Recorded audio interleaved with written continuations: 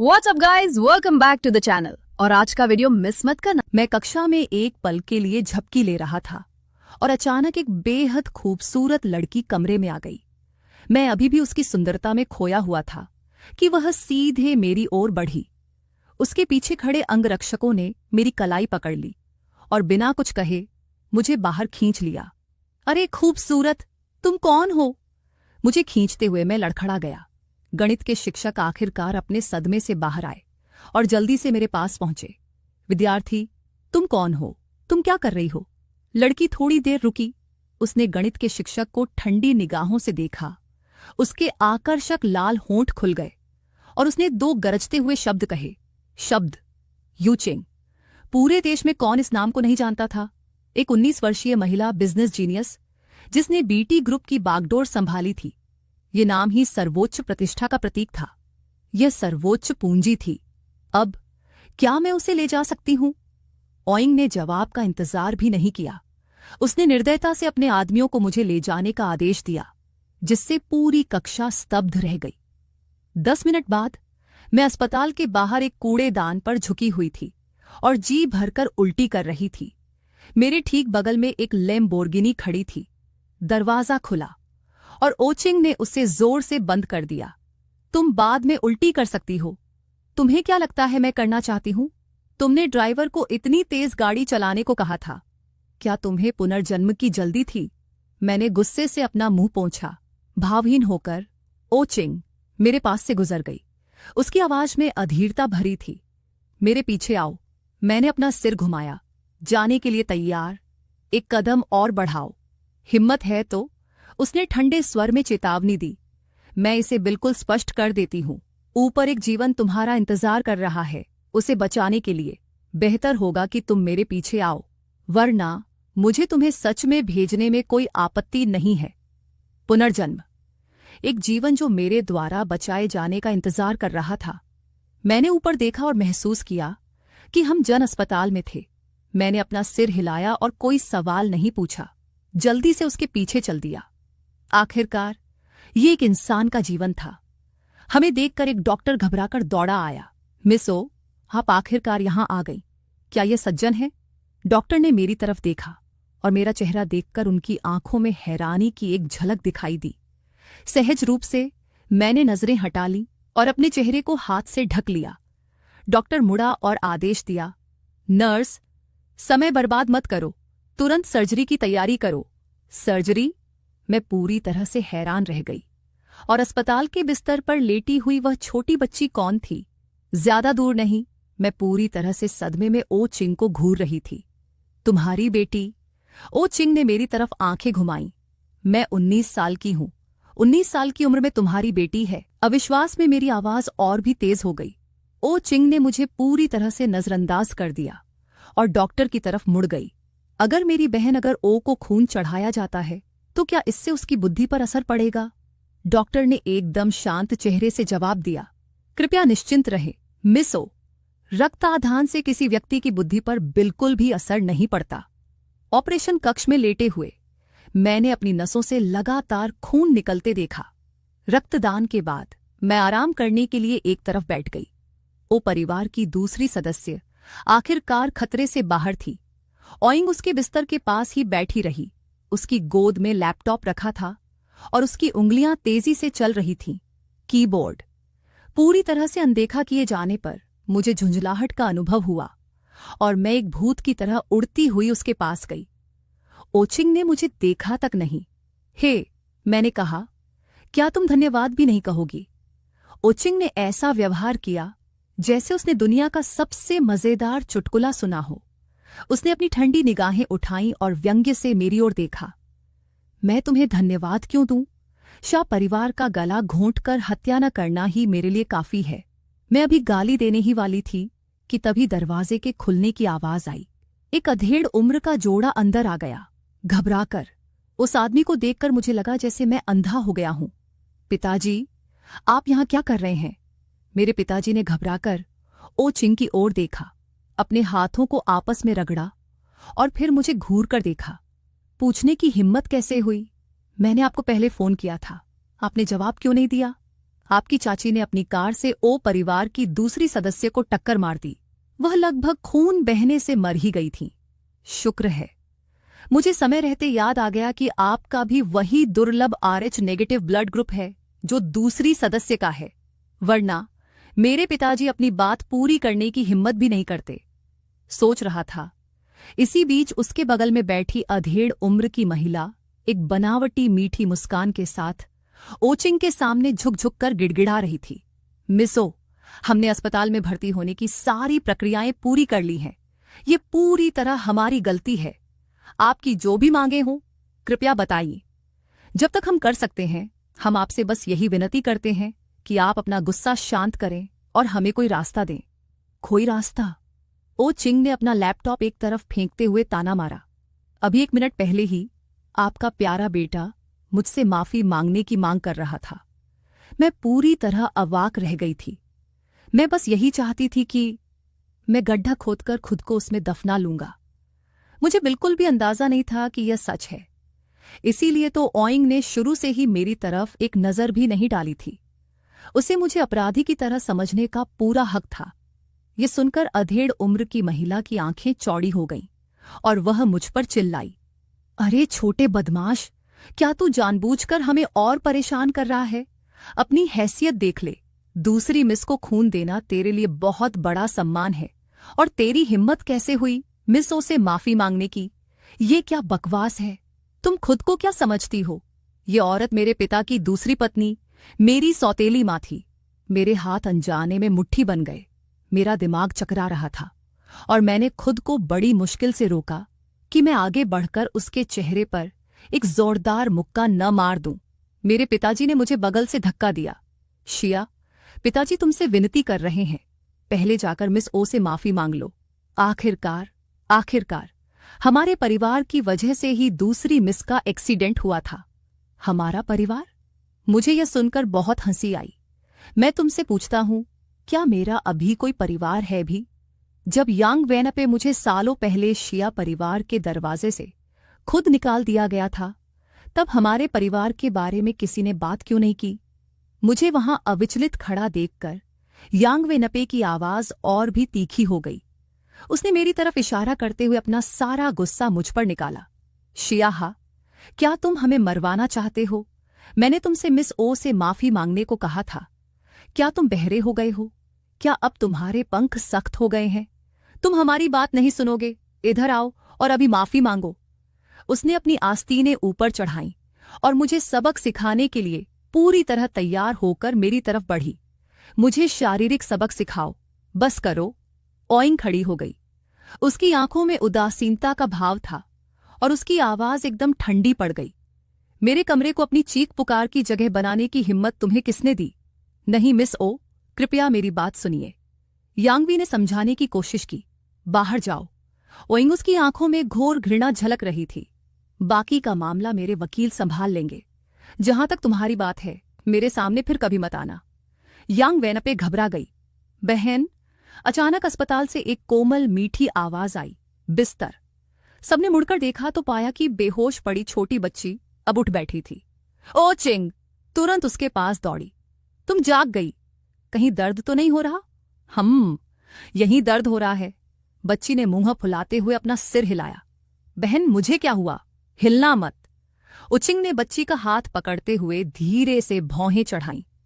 Doctor ने जल्दी से बच्ची की जांच की और स्टेथोस्कोप उतारते हुए मुस्कुराए।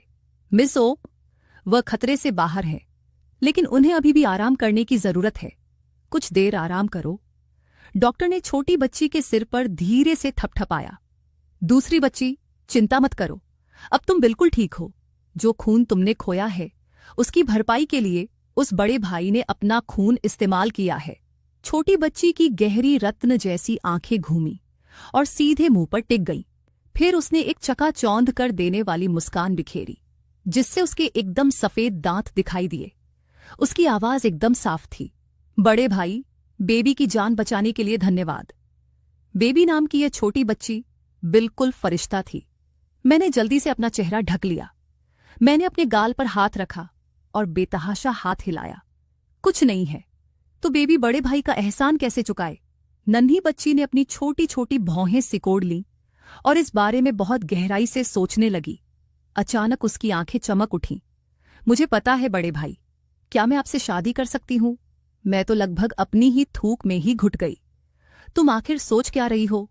ओ, चिंग ने बेबी के माथे पर हल्के से उंगली मारी। वह तुमसे कम से कम 10 साल बड़ा है। तो क्या हुआ? सच्ची मोहब्बत में उम्र कभी बाधा नहीं बनती। हे भगवान, क्या ये शब्द सचमुच एक 5 साल की बच्ची के मुंह से निकल रहे थे? मुंह? बड़े भाई, क्या आप बेबी के बड़े होने का इंतजार करने को तैयार हैं? ओकिंग ने मुझे तिरस्कार भरी नजर से देखा। उसे नजरअंदाज करो। तुम अब जा सकते हो। नहीं, बड़े भाई नहीं जा सकते। बेबी ने मेरा हाथ कसकर पकड़ लिया। हमने अभी तक संपर्क नंबर भी नहीं बदले हैं और बेबी को अभी तक यह समझ नहीं आया कि आपका एहसान कैसे चुकाए। बगल में खड़े यांगवान पे ने तुरंत एक गंभीर मुस्कान के साथ कहा, एहसान चुकाने की कोई जरूरत नहीं है। दूसरी मिस, आपके लिए रक्तदान करना उनके लिए परम आशीर्वाद है। जब तक आप सुरक्षित हैं, रक्तदान की बात भूल जाइए। उनका सारा खून निचोड़ लेना, इससे कोई फर्क नहीं पड़ेगा। तुम कौन हो? बेबी ने अपना सिर घुमाया, स्पष्ट रूप से उलझन में। मैं हूं। यांगवेन पी ने जल्दी से मेरे पिताजी को आगे धकेल दिया। वह शिया है, बड़े भाई के पिता। हम सब उनके परिवार हैं। अगर तुम बड़े भाई के परिवार हो तो तुमने अभी अभी उनका खून बहाने की इच्छा क्यों जताई? क्या तुम्हें डर नहीं लगता कि बड़े भाई दुखी होंगे? उस वाक्य ने मेरे दिल को झकझोर दिया। मैंने अपनी नजरें नीचे कर लीं। उस नन्हे बच्चे को देखा जिसने मेरा हाथ कसकर पकड़ रखा था। उसे डर था कि मैं उससे दूर न हो जाऊं। यांग वेनपे ने मेरे पिताजी के हाथ पर चुटकी काटी, उसे घबराहट भरी नजरों से देखते हुए। मेरे पिताजी ने तुरंत झुककर अजीब सी हंसी हंसी। हाँ, दूसरी मिस। खैर, जब तक तुम ठीक हो, हम बाकी लोग बिल्कुल भी महत्वपूर्ण नहीं हैं।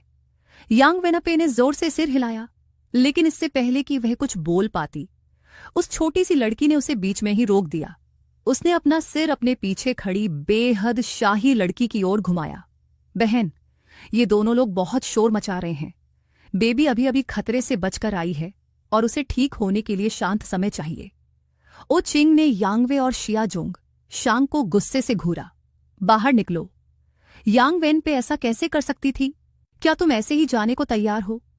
मिस ओ वेई, बाहर जाओ। मुझे तीसरी बार दोहराने पर मजबूर मत करो। तुम्हें अंजाम पता है।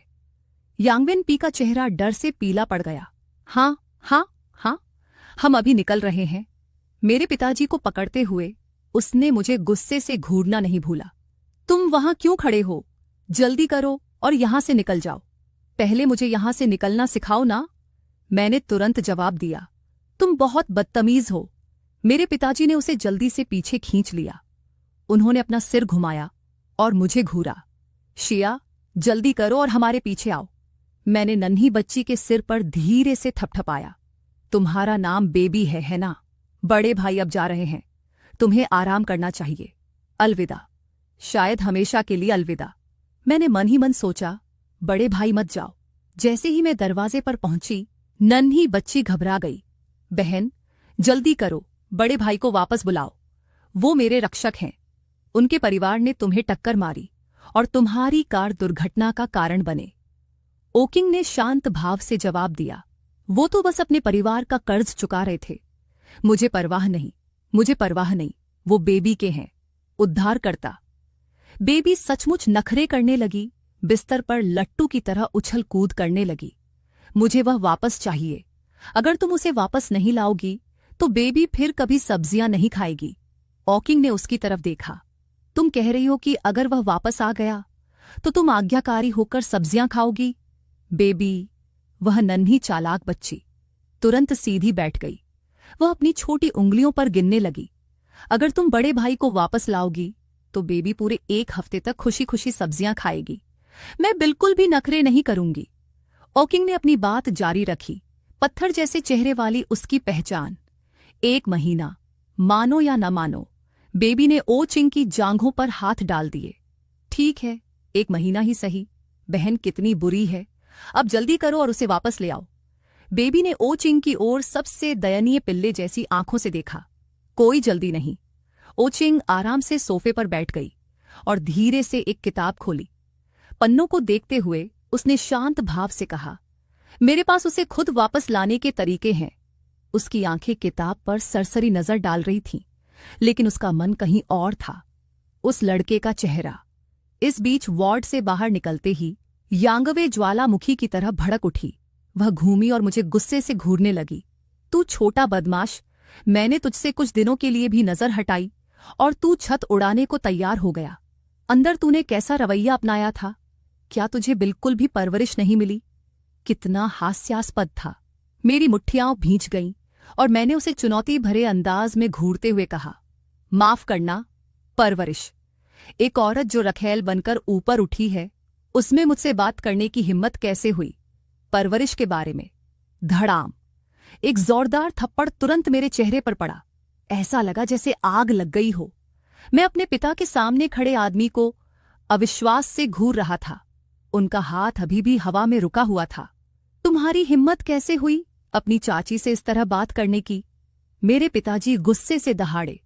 उनका चेहरा क्रोध से लाल हो गया था। वह तुम्हारी बड़ी है, उन्हें तुम्हें सबक सिखाने में क्या गलत है? अभी उनसे माफी मांगो। मेरे कंधे थोड़े कांप गए। भावनाओं का एक सैलाब मेरे सीने से टकराया और आंसू फूटने को बेताब थे, लेकिन मैंने उन्हें रोक लिया। रोना नहीं चाहिए। रोने का असली हक तो मुझे नहीं था।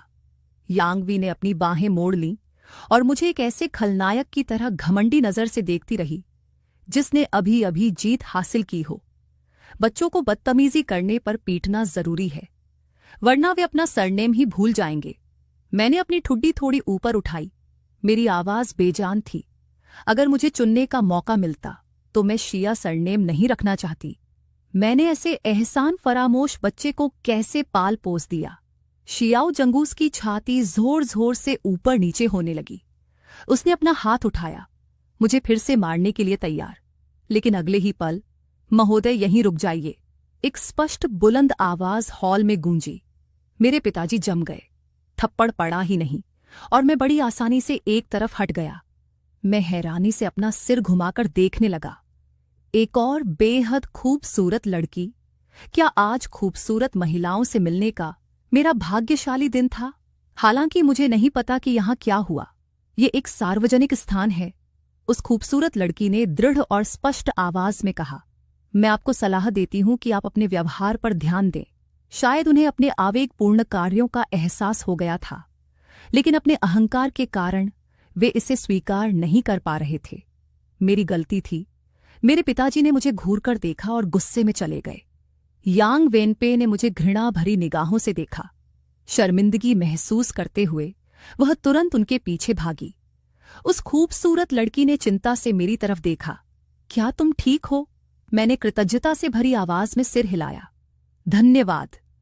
लेकिन जैसे ही उसने मेरा पूरा चेहरा देखा, वह हैरान रह गई। जब भी कोई मेरा चेहरा देखकर ठीक वैसा ही भाव बनाता था तो मैं इंस्टिंक्टिवली छिपना चाहती थी। मैंने जल्दी से अपना सिर नीचे कर लिया और अपने चेहरे को हाथ से ढक लिया। बचाव की मुद्रा में लड़की ने झट से नजरें हटा ली और धीरे से मुस्कुराई। अच्छा है कि तुम्हें चोट नहीं लगी। चोट? मुझे इसकी आदत हो गई थी। मैं इस ठंडे निर्दयी परिवार के प्रति लंबे समय से बेपरवाह हो चुकी थी। ओह ठीक है, लो इसे लो। उसने अपने कागज के थैले में हाथ डाला और एक उबला हुआ अंडा निकाला। इसे अपने गाल पर रगड़ो, इससे सूजन कम होगी। मैंने एक पल के लिए हिचकिचाया, फिर हाथ बढ़ाकर उसे ले लिया। धन्यवाद, आपका स्वागत है। वह गर्मजोशी से मुस्कुराई। मैं अब जा रही हूं। मैंने उसकी पीठ तब तक देखी जब तक वह पूरी तरह से चली नहीं गई। वह गलियारे में गायब हो गई। तभी मुझे एहसास हुआ मैंने उसका नाम तक नहीं सुना। हालांकि मैं उसे जानती नहीं थी, लेकिन मुझे महसूस हो रहा था कि वह सचमुच एक दयालु इंसान थी। वार्ड में वापस आते ही दरवाजा खुल गया। वह छोटी बच्ची अपनी ठुड्डी हाथों में टिकाए खिड़की से नीचे सड़क को देख रही थी। वह खुद से कुछ बुदबुदा रही थी। कितना अजीब है, बड़ा भाई अभी तक बाहर क्यों नहीं आया? बेबी, एक कोमल आवाज ने पुकारा। बेबी ने अपना सिर घुमाया और मुस्कुराई।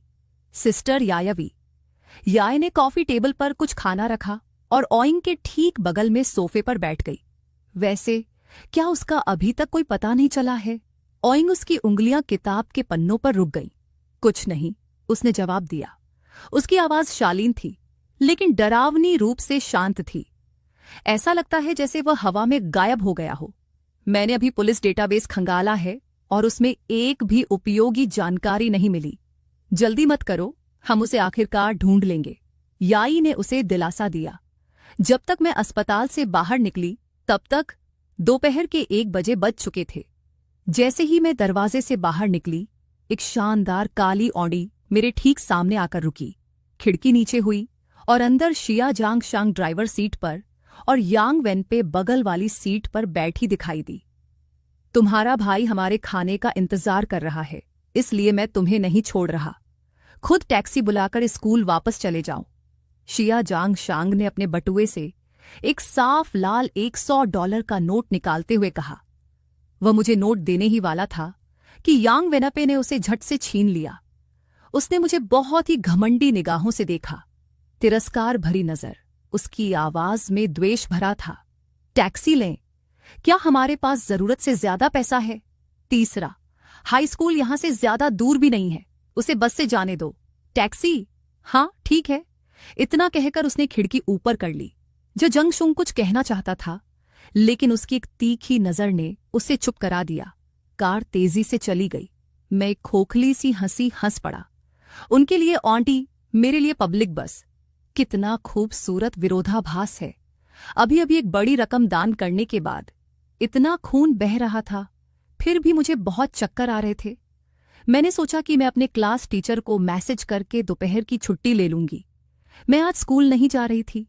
इस समय मैं बेहद गुस्से में थी। मैं क्रोध से भरी हुई थी और मुझे अपना गुस्सा निकालना बहुत जरूरी था। 15 मिनट बाद मैं वहां खड़ी थी।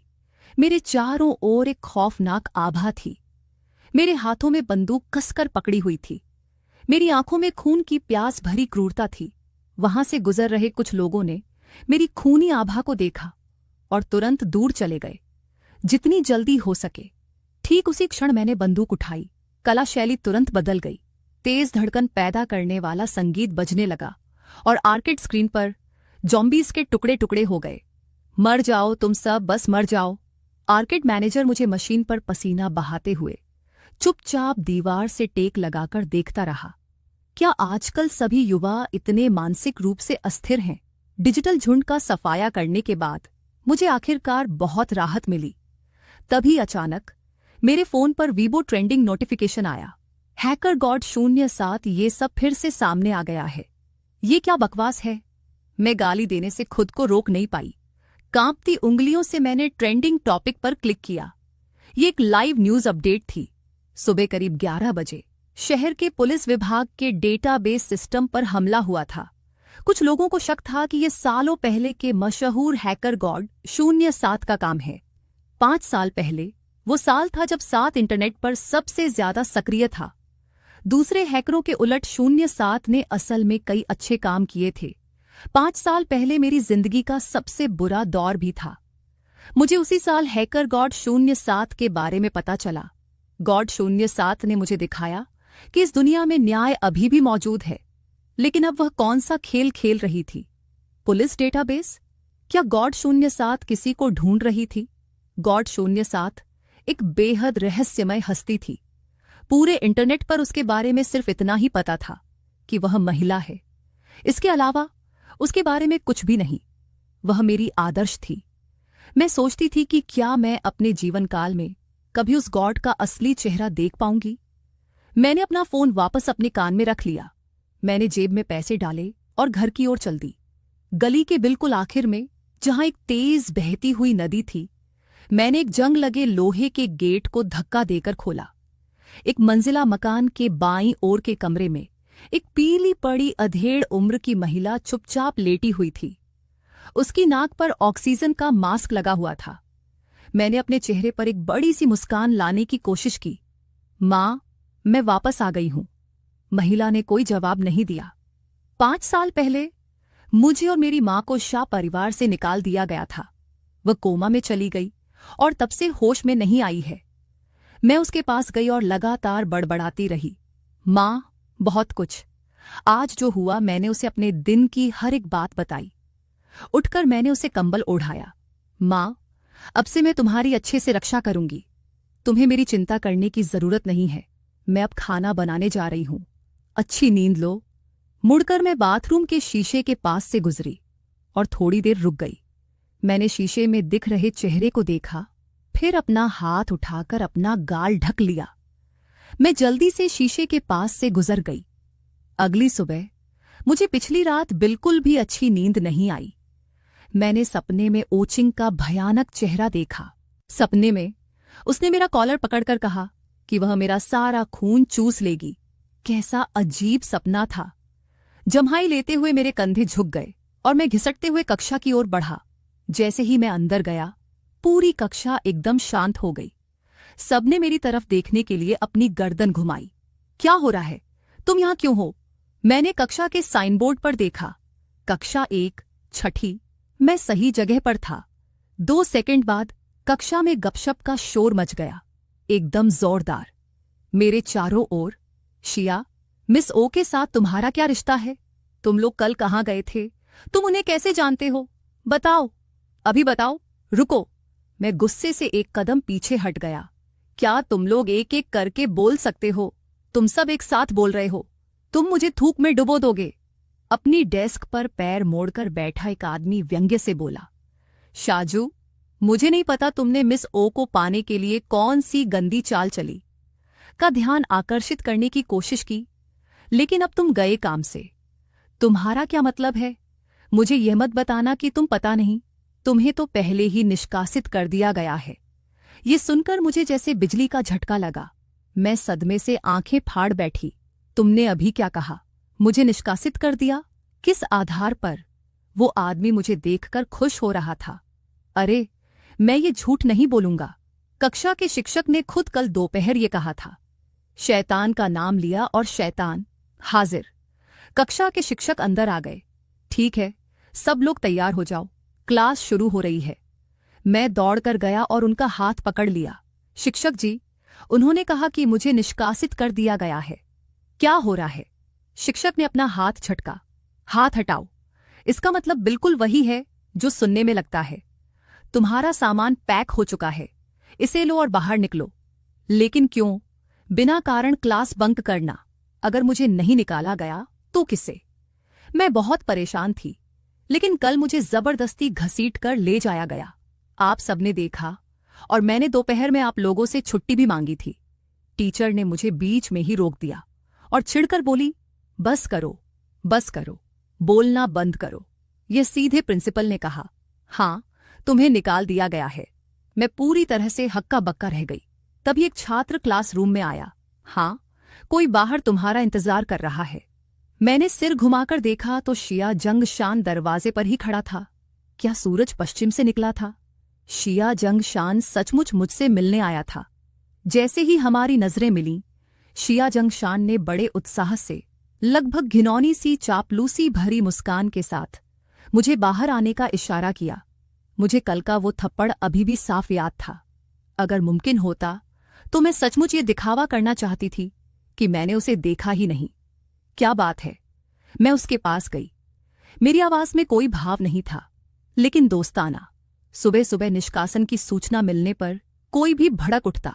अच्छा शाजू, क्या हम बात कर सकते हैं? किस बारे में? कल के थप्पड़ के बारे में। कल पापा की गलती थी। पापा बहुत जल्दबाज थे। शाजा, प्लीज इसे दिल पर मत लो। शिया जून शोंग बेहद दोषी लग रहा था। देखो, मैं आज सुबह सबसे पहले तुमसे मिलने आया था क्योंकि मैं तुमसे व्यक्तिगत रूप से माफी मांगना चाहता था। किसी कारण से मेरा सीना भारी हो गया था। मैंने अपना सिर नीचे कर लिया, जैसे मुझे कोई परवाह नहीं है। लेकिन अंदर ही अंदर मैं अभी भी एक पिता के प्यार के लिए तरस रहा था। प्यार। चलो, डैग तुम्हें कहीं अच्छी जगह ले चलता है ताकि हम आराम से बातें कर सकें। जंग शोंग ने मेरे कंधों पर हाथ रखा और मुझे बाहर ले गया। मैंने विरोध नहीं किया। तीसरे हाई स्कूल के सामने एक रेस्टोरेंट में जंग शोंग ने मेनू की ओर इशारा किया। तुम क्या खाना चाहते हो? सीफूड फ्राइड राइस कैसा रहेगा? तुम्हारे छोटे भाई को यह बहुत पसंद है। जब भी हम यहां आते हैं, हम हमेशा यही ऑर्डर करते हैं। मैंने कीमत पर एक नजर डाली। ये मेरे 2 दिन के खर्च के बराबर था। लेकिन यह मुख्य समस्या नहीं थी। मुख्य समस्या ये थी कि मुझे इससे गंभीर एलर्जी थी।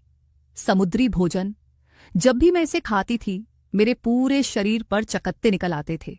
शियाओ जांग झांग के चेहरे पर घबराहट की एक लहर दौड़ गई। उसकी आंखें, तो चलिए इसे बदल दो। बड़ी प्लेट चिकन कैसी रहेगी?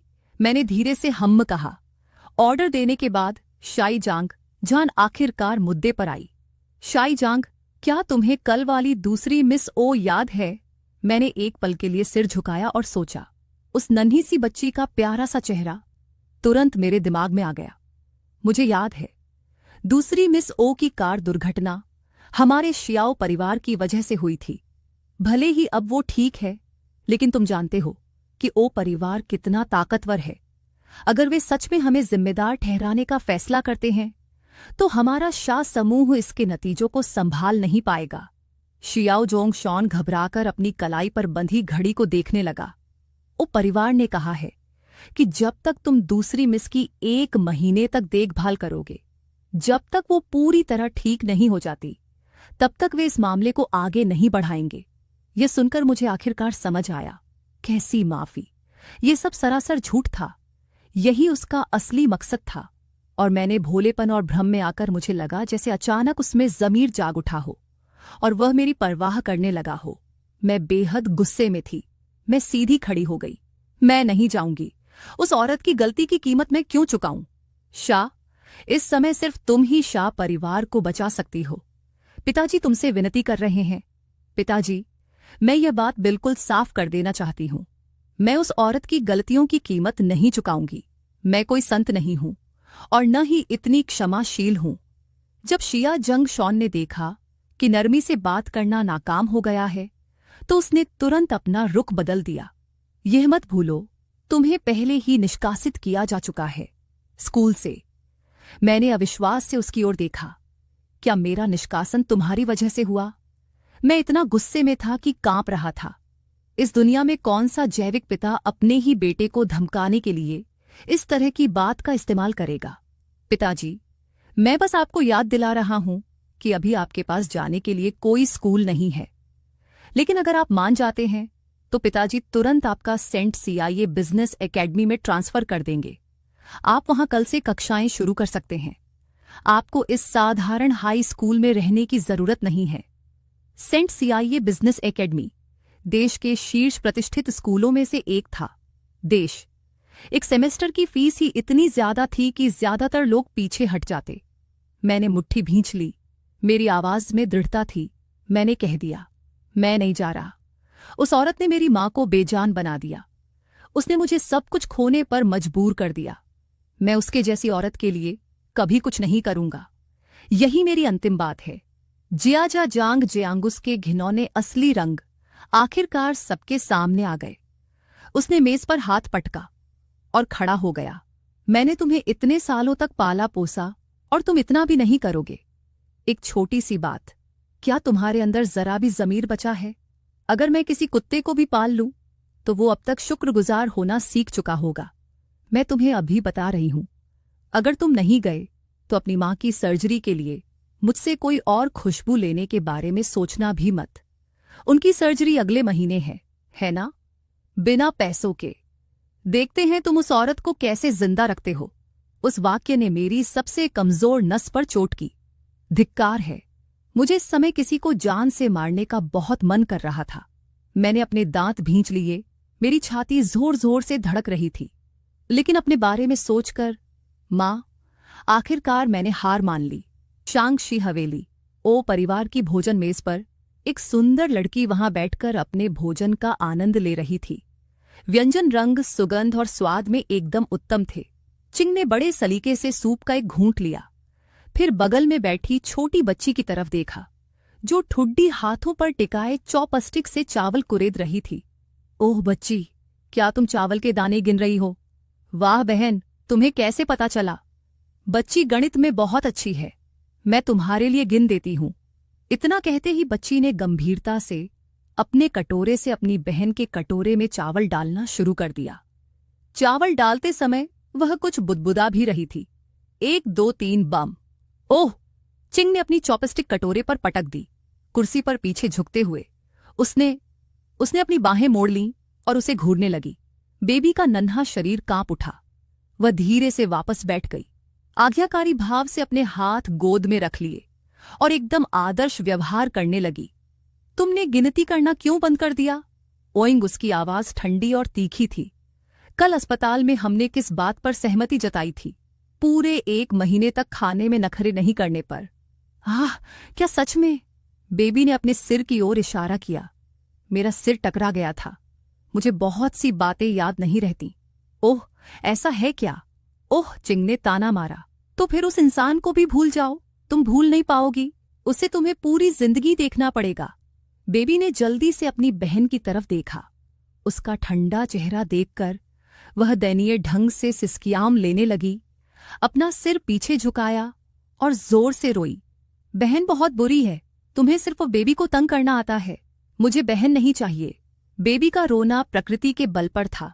एक बार शुरू होने पर वह एक भयानक बेकाबू ताकत बन जाती थी। कोई भी चीज उसे शांत नहीं कर सकती थी। अगर कोई एक चीज थी जिसमें ओइंग बिल्कुल बेकार थी तो वह बच्चों को संभालना था। उसने अपनी दर्द करती कनपटी को रगड़ा और नौकरानियों को घूर कर देखा। पास ही खड़ी थी। क्या तुम सब मूर्तियां हो? यहां क्यों खड़ी हो? उसे दिलासा दो।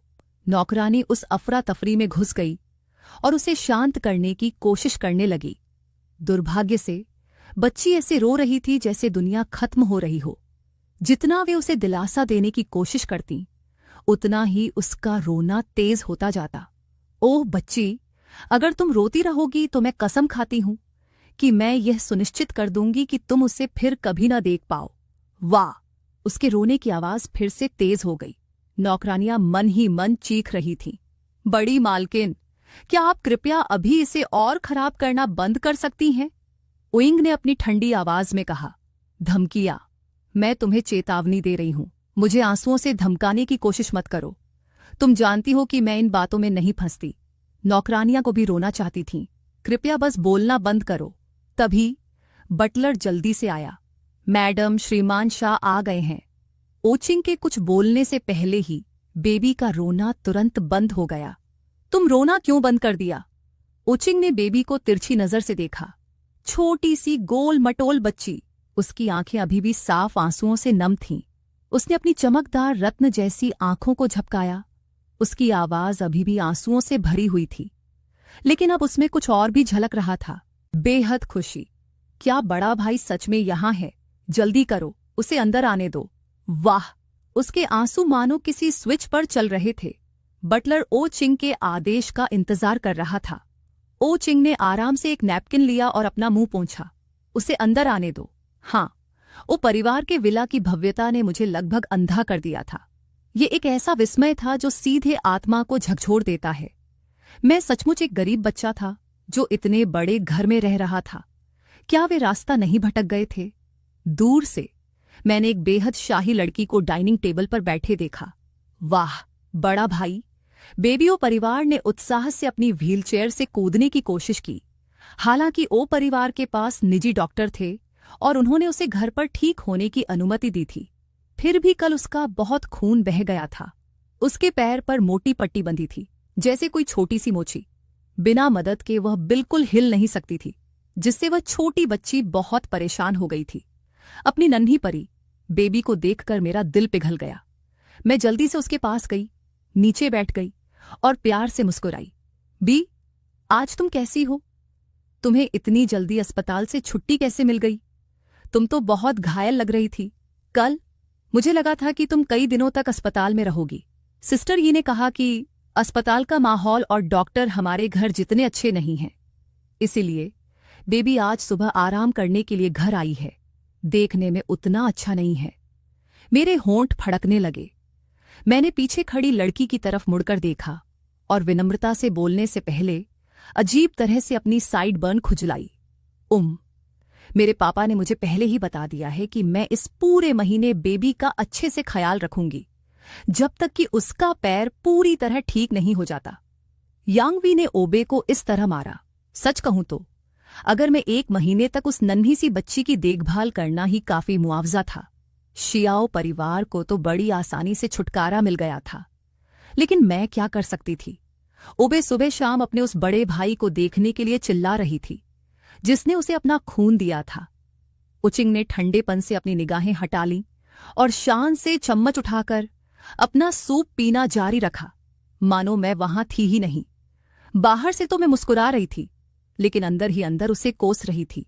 कितनी बदतमीज थी। पास खड़ा नौकर जल्दी से मैंने असहजता दूर करने के लिए हस्तक्षेप किया। श्रीमान शाह, कृपया दूसरी कुमारी को समझाने की कोशिश कीजिए। कल दुर्घटना के कारण वह पहले से ही कमजोर है और उन्हें पोषण की आवश्यकता है, लेकिन हमारी दूसरी कुमारी बहुत नखरे वाली है। कोई भी कोशिश करे कोई फायदा नहीं। अभी अभी तो बड़ी कुमारी ने खाने को लेकर उन्हें इतना डांटा कि वे रोने लगीं। मैंने देखा कि उस नन्ही बच्ची की आंखों में अभी भी आंसू थे। फिर मेरी नजर मेज पर सजे हुए शानदार भोजन पर पड़ी। मैं सब कुछ समझ गया। यहां आने से पहले ही मैंने अपनी भूमिका तय कर ली थी। मैं तुरंत खड़ी हो गई। माफ कीजिए, क्या मैं थोड़ी देर के लिए रसोई का इस्तेमाल कर सकती हूं? यह देखकर बटलर ने ओइंग को कोई आपत्ति न करते हुए सिर हिलाया। कृपया मेरे साथ आइए। 15 मिनट बाद मैं एक छोटी ट्रे लेकर बाहर निकली। ट्रे पर मैंने सचमुच खाने की चीजों से कई कार्टून पात्र बनाए थे। उदाहरण के लिए, मैंने चावल और समुद्री शैवाल का उपयोग करके कई प्यारे छोटे छोटे चावल के गोले बनाए थे और गाजर और अन्य सब्जियों को छोटे पेड़ों और फूलों के आकार में काटा था। इस तरह प्लेट पर सजाए गए भोजन बेहद मजेदार लग रहे थे और कुल मिलाकर दृश्य बहुत ही आकर्षक था। अपील आसमान छू गई। बीबी देखो। बीबी की आंखें तुरंत चमक उठी। क्या तुम कुछ छकना चाहती हो? हाँ हाँ। बेबी ने तेजी से सिर हिलाया और खुशी खुशी खाने लगी। बेबी एक प्यारी बच्ची थी जो किसी से नाराज नहीं रहती थी। वह बहुत प्यारी लग रही थी। ओ बहन, क्या तुम कुछ छकना चाहती हो? ये चावल के गोले बहुत स्वादिष्ट हैं। उचिंग ने तिरस्कार पूर्वक नाक सिकोड़ी। बचकाना, ये तो बस चावल हैं। इनका आकार सुअर जैसा करने से इनका स्वाद जादुई रूप से बेहतर नहीं हो जाता। धिक्कार है, ये साफ तौर पर भालू थे। ठीक है, भालू। बेबी ने एक बड़ा निवाला लिया। उसके छोटे छोटे गाल फूला हुआ सा, लेकिन ये सच में बहुत स्वादिष्ट है। ओह बेबी, तुम्हारे जैसी बुद्धि वाला ही ऐसे खाने की तारीफ कर सकता है। मेरी कनपटी की नसें फड़क रही थीं। मेरा चाकू कहाँ है? मैं बस कुछ कहने ही वाली थी, पर सच्चाई यही थी। बेबी को ये बहुत पसंद आया। ओकिंग चुप रही। मैंने जो कहा वो बिल्कुल सही था। बेबी का नखरे वाला खाना पूरे ओ परिवार के लिए सबसे बड़ी परेशानी थी, और इस लड़के ने कुछ आसान चालों से उसे आसानी से बेवकूफ बना दिया था। उसने अपना खाना खत्म किया और बड़े सलीके से अपना हाथ उठाया, एक घूंट लेने के लिए खूबसूरत चाय का प्याला। आपको खुद को भाग्यशाली समझना चाहिए कि आपकी छोटी मोटी तरकीबें उसे कुछ देर के लिए विचलित कर सकती हैं। इस तरह आप पूरी तरह से बेकार नहीं लगेंगे। मेरा मन कर रहा था कि उस चायदानी को उसके बेदाग लेकिन बेहद आकर्षक चेहरे पर दे मारूं। जहरीली नागिन। बच्ची ने मेरा बनाया हुआ लगभग सारा खाना खा लिया था। उसने अपने भरे हुए छोटे पेट पर हाथ फेरा और आखिरकार बोलने से खुद को रोक नहीं पाई। बहन, बड़े भाई से इस तरह बात मत करो। सुनो, बच्ची बिल्कुल फरिश्ता थी। बस उसकी बात सुनो। कैसे क्या ओकिंग जैसे इतने कठोर स्वभाव वाले व्यक्ति की इतनी प्यारी छोटी बहन हो सकती है? यह तो दुनिया का चमत्कार था। उसने मुझे गुस्से से घूरा मुड़ी और अपने लंबे पैरों से दूसरी मंजिल की ओर चल पड़ी। चलते चलते उसने नौकरानियों को आदेश दिया, 1 कप कॉफी बनाओ और मेरे कमरे में ले आओ। मुझे आज दोपहर एक नया प्रोग्राम लिखना है। किसी ने मुझे परेशान नहीं किया। बेबी ने गंभीर चेहरे से मुझे दिलासा दिया। बड़े भाई, कृपया इसे दिल पर मत लो। मेरी बहन वास्तव में बहुत अच्छी इंसान है ना? मुझे सच में समझ नहीं आ रहा कि उसमें क्या अच्छा है। मैंने होंठ सिकोड़ लिए। वह घमंडी, जहरीली और बिल्कुल एक दुष्ट पूंजीवादी की तरह व्यवहार करती है। तभी बड़े भाई ने मेरी आस्तीन खींची और कमजोरी से मेरे पीछे इशारा किया। मैं कक्षा में बस एक पल के लिए सो गया था, और जब मैं उसकी सुंदरता में खोया हुआ था तभी सिर घुमाया। मुझे एक बेहद गहरा दमनकारी आभा पूरी तरह से घेरती हुई महसूस हुई। बिल्कुल नहीं, एक खराब रोबोट की तरह। मैंने अपना सिर धीरे धीरे घुमाया, तभी मेरी नजर हे राजा से मिली। उसका बेदाग पीला बेहद खूबसूरत चेहरा। मैं दहशत से पीछे हट गई। ओकिंग वहां भावहीन खड़ी थी। उसने अपनी एक भौंहा उठाई। उसकी आवाज सपाट थी। और क्या? आगे बोलो। मैंने बेताब होकर अपना दिमाग खपाया। मेरा मतलब है, भले ही तुम घमंडी और जहरीली हो, तुम बेहद खूबसूरत हो। तुम्हारे पास खूबसूरती और प्रतिभा दोनों हैं। मुझे कौन सिखा सकता है कि कैसे किसी की चापलूसी करने के लिए? मैं ऑनलाइन इंतजार कर रही हूं, ये बहुत जरूरी है। मैंने बेचैनी से अपना सिर खुजाया। और भी चीजें हैं, जब मुझे याद आएगा मैं तुम्हें बता दूंगी, ठीक है? यूं ने मेज पर पड़ा अपना लैपटॉप उठाया और मुझे गहरी अर्थपूर्ण नजर से देखा। बेबी ने अपनी बहन की ओर प्यार से देखा। उसकी साफ आवाज गूंजी, बहन, क्या हम बड़े भाई के रहने के लिए एक कमरा खाली कर सकते हैं? जवाब में एक बेहद शांत सपाट आवाज आई, नहीं। क्यों? बेबी ने मुंह बनाया। क्या हमने यह तय नहीं किया था कि जब तक मेरा पैर ठीक नहीं हो जाता, बड़ा भाई मेरे साथ रहेगा? क्या वो पूरी तरह ठीक हो गई है? क्योंकि मैं उस बेवकूफ के साथ एक ही छत के नीचे नहीं रह सकती, जो किसी की ठीक से तारीफ भी नहीं कर सकता। मैं बिल्कुल अवाक रह गई। उसने ऐसे कहा जैसे मैं उसके साथ रहने की भीख मांग रही थी। ओह, चिंग पूरी दोपहर काम कर रही थी। मैंने उसे फिर कभी नहीं देखा, यहां तक कि रात के खाने के समय भी नहीं। मैंने उस नन्ही बच्ची के लिए अपना खास बच्चों वाला खाना बनाया और उसने उसे बड़े चाव से खाया। बेबी, क्या तुम्हारी बहन को स्कूल नहीं जाना पड़ता? मुझे लगता है मैंने सुना है कि वो सिर्फ 19 साल की है। बेबी ने सिर हिलाया। मेरी बहन, जब वह हाई स्कूल के दूसरे साल में थी, तब उसे सुप्रीम यूनिवर्सिटी में सीधे प्रवेश के लिए सिफारिश मिल चुकी थी। तो अब वह स्कूल जाए या न जाए, बात बिल्कुल एक जैसी है। हम दोनों इंसान हैं, तो फिर इतना बड़ा अंतर क्यों है? मेरे ग्रेड बहुत खराब नहीं थे, लेकिन निश्चित रूप से विश्वविद्यालय में सीधे प्रवेश पाने लायक नहीं थे। खासकर सुप्रीम यूनिवर्सिटी में तो बिल्कुल नहीं। देश की सबसे बेहतरीन यूनिवर्सिटी। आह, भगवान वाकई अन्यायपूर्ण है। उसने लगभग हर अच्छी चीज मुझे दे दी, ऊपर वाली लड़की से। मैंने समय देखने के लिए मुड़ा। रात के 8 बज चुके थे। मैं खड़ा हो गया। बेबी, बड़े भाई को अब घर जाना होगा। बेबी ने तुरंत अपना खाना नीचे रख दिया। उसकी चमकदार काली आंखें घबराहट से मेरी तरफ देख रही थीं। तो क्या तुम कल भी आओगे? बिल्कुल आऊंगा। मैं मुस्कुराया और धीरे से उसकी छोटी सी नाक को चुटकी से दबाया। जब तक तुम्हारा पैर पूरी तरह ठीक नहीं हो जाता, मैं हर दिन तुम्हारा ख्याल रखूंगा। यही सौदा मैंने उस व्यक्ति से किया था। मैं 1 महीने तक उस नन्ही बच्ची का ख्याल रखूंगा और बदले में वह मुझे सेंटसी अकादमी में दाखिला दिला देगा। मेरी माँ की सर्जरी का खर्च उठाना है। वैसे मुझे कल सेंट एकेडमी में रिपोर्ट करना था। मुझे आज वापस जाकर उसकी तैयारी करनी ही थी। लेकिन कल से बड़े भाई को भी स्कूल जाना होगा। शायद तुम मुझसे स्कूल के बाद या वीकेंड पर ही मिल पाओगे, है ना? क्या इसका मतलब है कि बेबी को कल बड़े भाई का बनाया नाश्ता नहीं मिलेगा? नहीं, तुम्हें मिलेगा। मैंने नन्हे बच्चे की तरफ शरारती अंदाज में पलकें झपकाईं। अगर तुम्हें यकीन नहीं है तो कल सुबह उठकर देख लेना। बेबी का चेहरा उम्मीदों से भरी, उसकी आंखें चमक रही थीं। लेकिन जैसे ही मैं वहां से निकला, वह नन्ही बच्ची अपनी ऊर्जा खो बैठी और फूटे हुए गुब्बारे की तरह डीली पड़ गई। एक नौकरानी ने उसकी व्हील चेयर को दूसरी मंजिल तक धकेला।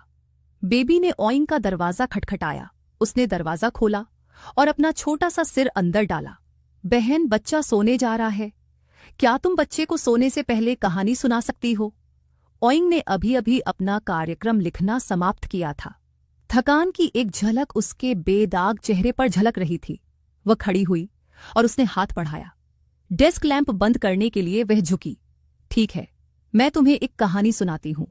जब तक उसने अपनी बहन को सुलाने की कोशिश पूरी की, तब तक रात के 10 बज चुके थे।